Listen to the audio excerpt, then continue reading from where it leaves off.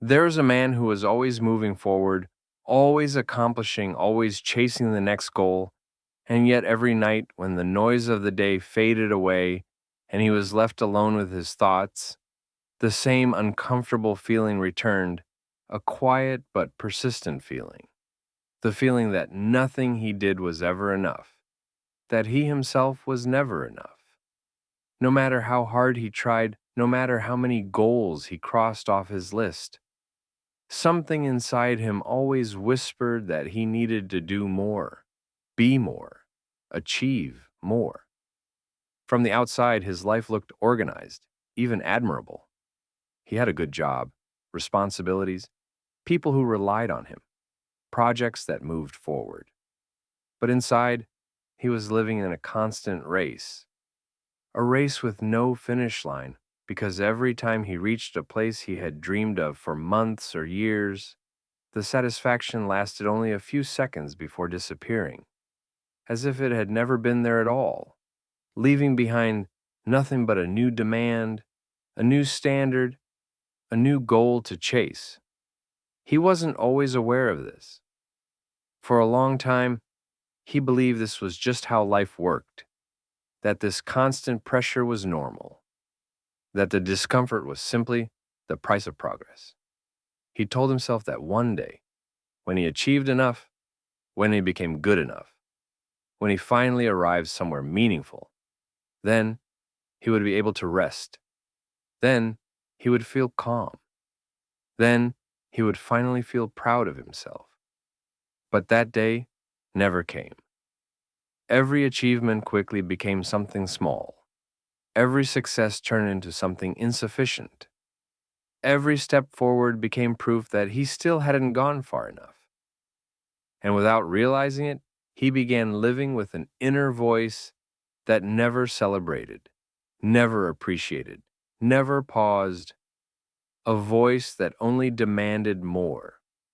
One day after reaching an important milestone, one of those moments he had imagined for years as the point where everything would finally feel complete, he sat alone in silence and waited to feel something.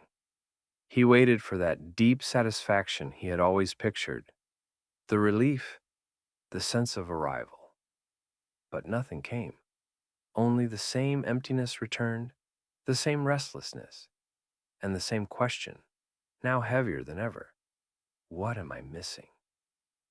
That question began to follow him everywhere. He never said it out loud, but it was there while he worked, while he rested, while he spoke to others, even while he smiled. What am I missing? Why isn't this enough? Why am I not enough? Over time, he began comparing himself silently to everyone else. He looked at others and assumed they had figured it out, that they felt confident, complete, at peace, without realizing he was comparing his inner world to the polished surface of other people's lives. And that comparison only deepened the sense of lack inside him. One afternoon, exhausted from a battle no one else could see, he decided to walk without direction. Not to clear his mind, but because he didn't know what else to do.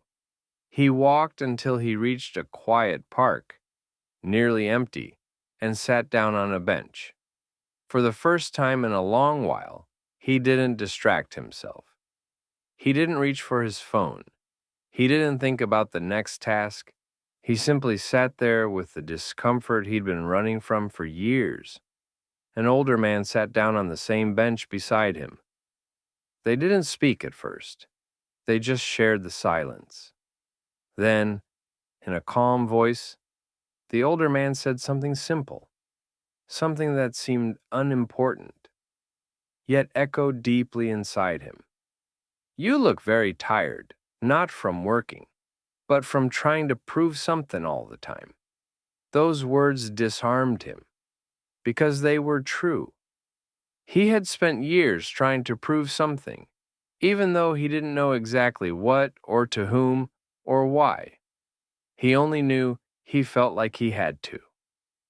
Without overthinking it, he answered honestly, He said he felt like he was never doing enough, never being enough, that there was always something more he needed to achieve before he could feel at peace.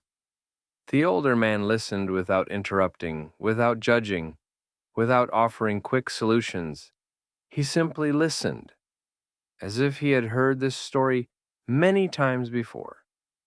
After a moment, he asked a question no one had ever asked him. Tell me, when you were a child, what did you need in order to feel worthy? The question caught him off guard. He had never connected his current exhaustion with his past. But as he reflected, memories surfaced. Moments when approval came only when he performed well, when he met expectations, when he stood out. He realized that without noticing, he had learned that worth was not something you have, but something you earn. The older man nodded slowly and said something that stayed with him. When you measure your worth by what you achieve, your peace will always depend on what you haven't achieved yet. Then he pointed to a nearby tree, tall and steady, its branches stretched wide, and asked whether he thought the tree needed to produce something more in order to deserve being there, whether it had to prove anything to earn the right to exist in that space. He looked at the tree and understood the metaphor. The tree didn't apologize for existing. It didn't compare itself. It didn't demand more from itself. It simply was, and that was enough. For the first time, he allowed himself to consider an idea he had never accepted before. What if the problem wasn't that he hadn't achieved enough, but that he had never allowed himself to feel enough? That thought didn't bring immediate relief. It brought resistance, discomfort, even fear. Because if he stopped pushing himself, who would he become? If he stopped running, what would happen? But it also brought a small sense of rest, as if for a moment he had set down a weight he didn't even realize he was carrying. The older man told him he didn't need to abandon his goals or stop growing, but he did need to change the place he was growing from. Because growth driven by lack leads to exhaustion, while growth rooted in acceptance creates strength. As long as he kept trying to fill an inner emptiness with achievements, that emptiness would always move one step ahead. That night, when he returned home, he did something different. He didn't review what was missing. He didn't plan the next goal. Instead, he asked himself a new question. If I didn't have to prove anything today, would I still be worthy?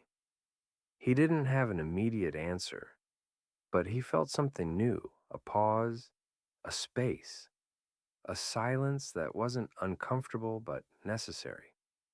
As days passed, he began noticing that demanding inner voice, and instead of automatically obeying it, he started observing it, questioning it, answering it with words he had never said to himself before. I am already enough, even now, even here. The change wasn't sudden or magical. He kept working. He kept moving forward. But something had shifted. He was no longer running to arrive. He was walking to live. He wasn't chasing constant validation anymore. He was slowly building respect for himself. And little by little, the feeling of never being enough began to lose its power. He learned that ambition was never the problem. The problem was confusing personal worth with performance. He learned that resting is not quitting, that accepting yourself is not settling, and that true peace doesn't arrive when you achieve everything, but when you stop believing you must achieve something in order to deserve peace. Maybe you listening to this story have felt this way too, working hard, accomplishing things, yet still feeling like it's not enough. Maybe you've believed that once you reach a certain point, you'll finally be able to breathe. But here's the truth, simple but difficult to accept. Your worth is not waiting for you at the end of the road. It's not in the next goal. It's not in what's missing. Your worth is already with you, even now, even before you prove anything. Because you didn't come into this world to earn the right to exist. You arrived with that right already. And when you begin living from that place, not from lack, but from acceptance, something changes. The path becomes lighter. Life becomes more livable. And for the first time, you may realize that you were enough all along.